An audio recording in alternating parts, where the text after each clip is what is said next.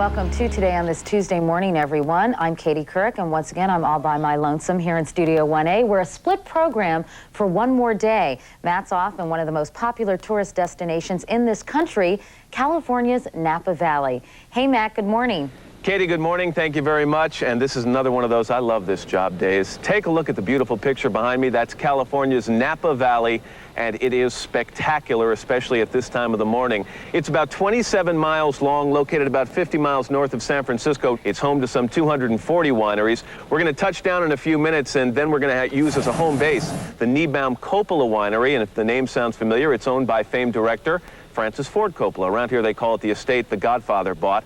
Once we touch down, we'll drink a little wine. We'll taste a lot of wine, as a matter of fact. We'll find out how wine is made, and we'll debate the health benefits of red wine. And a little later on the show, Jamie Gangel will take us on a bike tour of this beautiful region. That's if we ever decide to touch down. By the way, some of the beautiful pictures you're seeing this morning, Katie, courtesy of our friends, Joe Michaels and the crew in another balloon. They're not actually working. They just wanted an excuse to be up in a hot air balloon. We'll have much more from the Napa Valley coming up, but right now, Katie, back to you in New York. Thank you, Matt. I love your job, too. Now from the Napa Valley, here's Matt. Katie, thanks very much. Welcome back to the gorgeous Napa Valley. Located about an hour or so to the north of San Francisco, the valley has a reputation of producing some of the finest wines in the world, in particular Cabernet Sauvignon, Chardonnay, and Merlot. The valley originally got its name from the Wapo Indians who lived here for about 4,000 years, and legend has it that to them the word Napa meant bountiful. You see just seemingly an infinite number of vineyards. It's enchanting. It's a very special place. People hear the word Napa and think of one thing. Napa today is wine.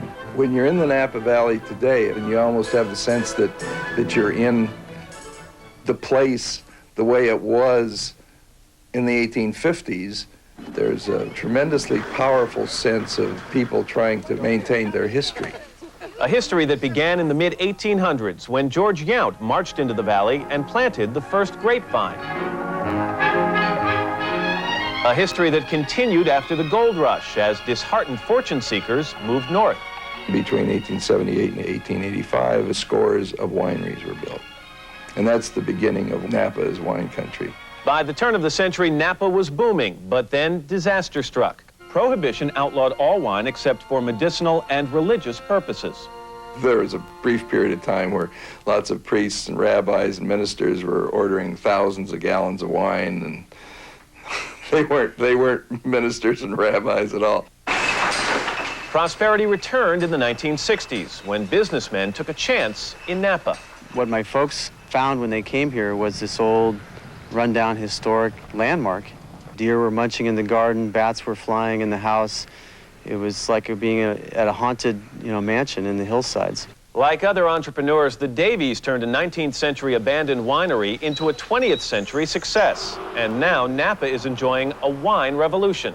But more wine drinkers means developers and tourists, over 5 million a year. There is a finite resource here.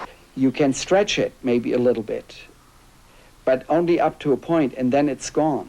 Today, strict land usage laws keep Napa an agricultural preserve, which virtually outlaws new building of any kind. If you give up the land and you build condominiums, that's it. Then there's no more Cabernet from Napa Valley. It's that simple. But with table wine consumption at an all-time high, for now, Napa is safe.